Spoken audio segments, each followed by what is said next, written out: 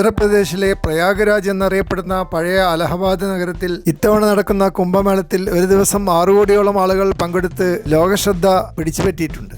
8000 acre പരന്നുകിടക്കുന്ന Triveni സംഗമ പ്രദേശത്താണ് കുംഭമേള നടക്കുന്നത്. ഗംഗ, യമുന, സരസ്വതി നദികളുടെ സംഗമസ്ഥാനമാണ് ത്രിവേണി സംഗമം. തീർത്ഥാടകർക്ക് താമസിക്കാൻ വേണ്ടി ഇവിടെ ഉത്തർപ്രദേശ് സർക്കാർ 3 ലക്ഷത്തോളം ടെന്റുകൾ ഉണ്ടാക്കിയിട്ടുണ്ട്.